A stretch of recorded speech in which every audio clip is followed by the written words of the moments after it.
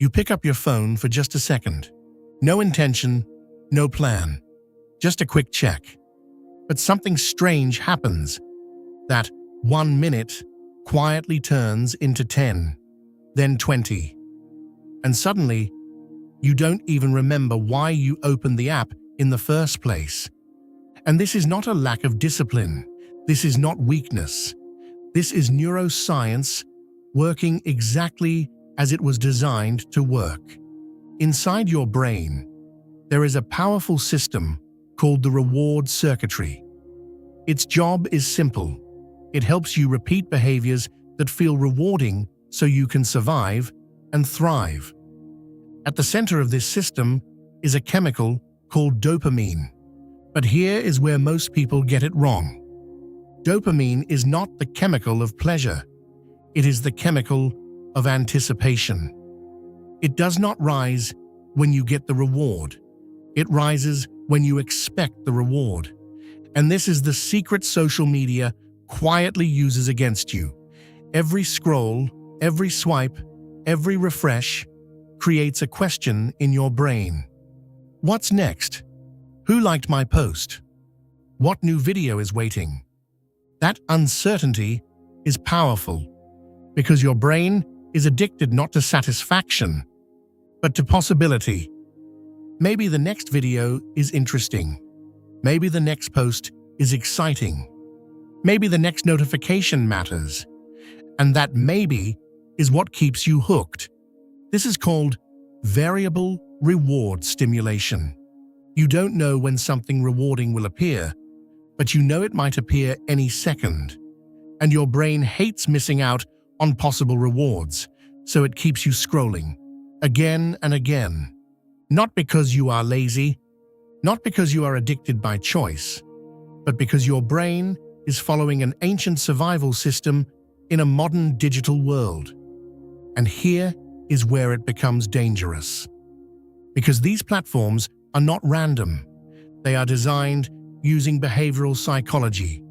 They are built to trigger your reward system over and over again. Not once, not twice, but hundreds of times a day. Each notification, each like, each short video. A small dopamine spike. A small emotional trigger. A small, just one more moment. And slowly, without you realizing it, your brain starts changing. What once felt exciting becomes normal. What once felt normal becomes boring. And now you need more stimulation just to feel the same level of interest. This is where the trap begins, because you are no longer just using your phone. Your phone is now shaping your brain. And the real question is, what is it shaping you into? Attention is not just focus. Attention is power. Because whatever holds your attention slowly starts shaping your thoughts, your emotions, and eventually your behavior. And this is exactly why social media is so powerful. It is not designed to give you information. It is designed to capture your attention and keep it moving. Every feature, every design choice, every notification is built around one goal. Keep you engaged for as long as possible. Not focused, not balanced, just engaged. And it works through a simple loop that your brain already understands. Trigger to action, to reward, to repeat. You feel a notification. You tap it. You get a small emotional reward. Your brain registers it as important. And now it wants to repeat it again. This is how habits are formed in the reward system of the brain. But here is what most people don't realize. The real damage is not just the habit of checking your phone.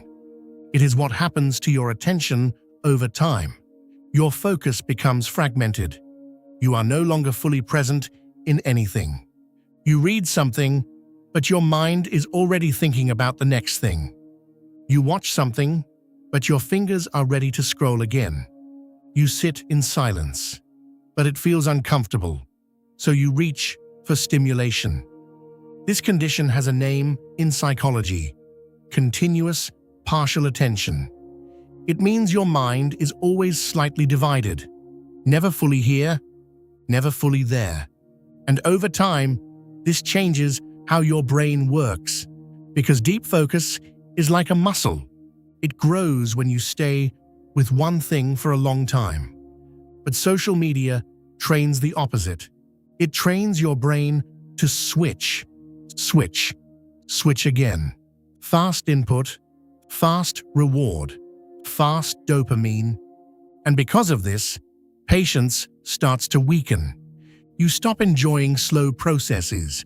You struggle with tasks that require time. Even simple things like reading, studying, or thinking deeply start to feel heavy. Not because you are incapable, but because your brain has been trained for speed, not depth. And when your brain gets used to constant stimulation, stillness starts to feel uncomfortable. Silence feels empty. And boredom feels like something must be fixed immediately. So you reach for your phone again. Not because you want to, but because your brain has learned that discomfort should be instantly escaped. But here is the truth. Most people never hear. Your attention is not gone. It is just being trained in a different direction. And the more you understand this system, the more power you get back to change it. There is a strange feeling many people experience today, but they can't explain it. It is not full panic. It is not full stress. It is something in between. A constant restlessness. A feeling like you should be doing something, but you don't know what.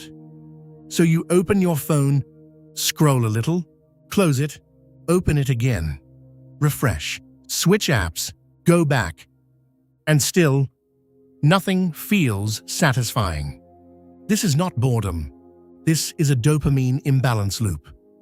Your brain is being exposed to too much stimulation, but not enough real fulfillment.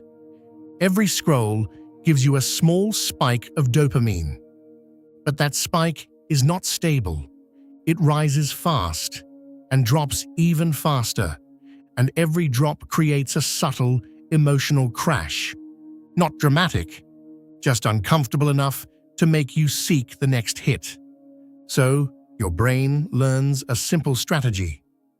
When I feel this discomfort, I should scroll again. And that becomes a loop. Trigger to scroll, to temporary relief, to crash, to repeat. Over time, this loop creates something deeper inside you. Not just distraction, but internal tension. You feel like you can't fully relax, even when nothing is wrong. Even when you are safe. Even when you are resting. Your mind is still searching, still checking, still waiting for something new. And this is where anxiety quietly grows.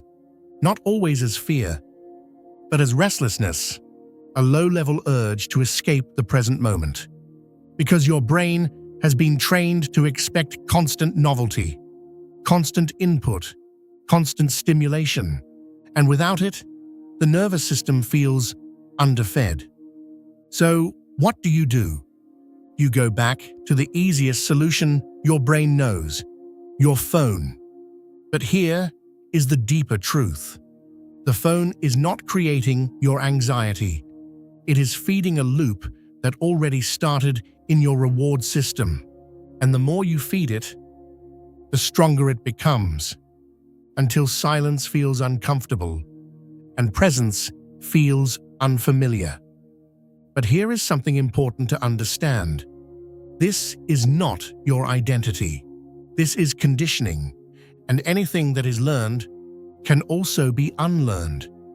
The most powerful moment in this entire cycle is not when you stop using your phone.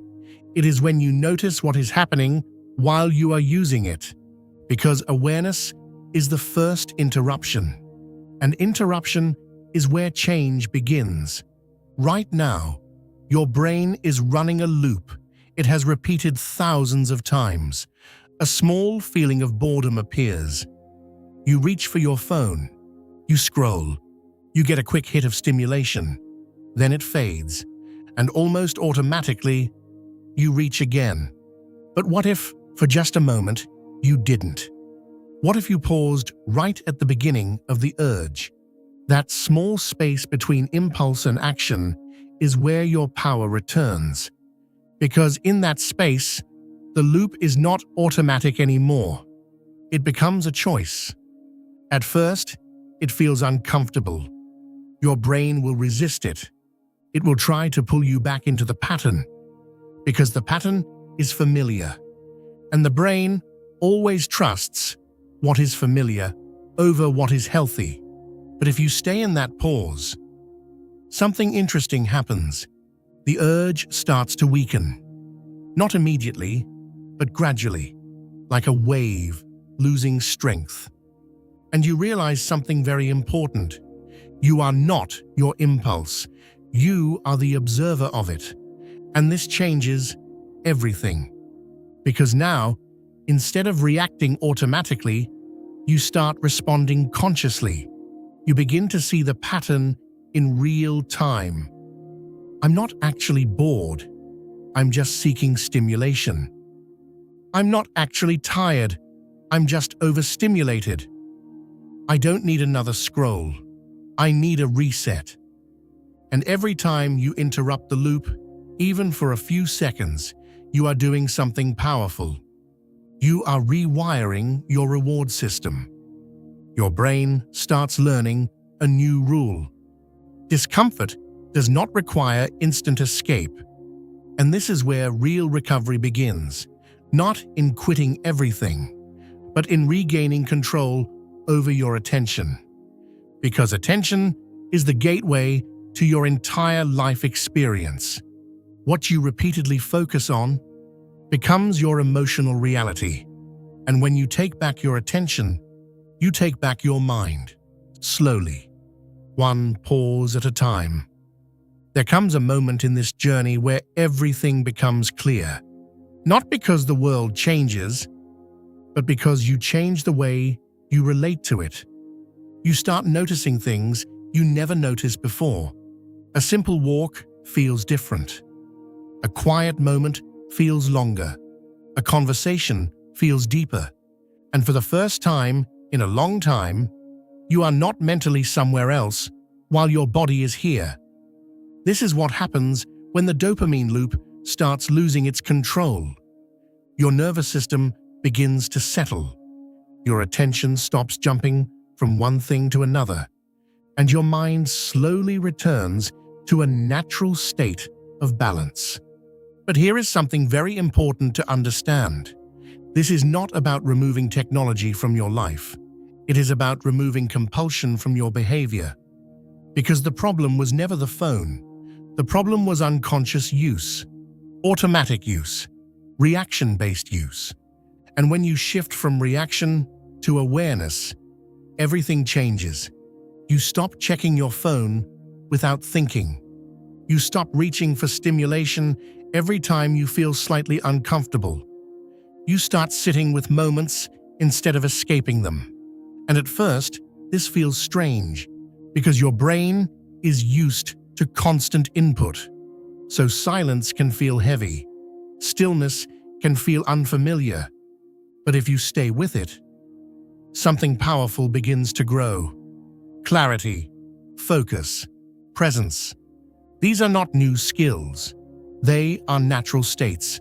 Your mind returns to when noise is removed. And slowly, you realize something life-changing. You were never lacking focus.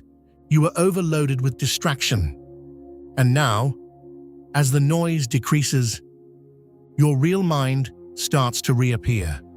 Your ability to think deeply returns. Your patience returns. Your emotional stability returns. And most importantly, your control returns. Because attention is not just a mental function. It is your life direction. Whatever you repeatedly focus on becomes your emotional world, your decisions, your identity, your future. So when you take back your attention from endless scrolling, you are not just changing a habit, You are changing the trajectory of your life. And the final truth is this: you don't need more stimulation. You need more awareness. You don't need more content. You need more control. And the moment you understand that, you are no longer trapped in the dopamine cycle. You are free from it. Not because the system changed, but because you did.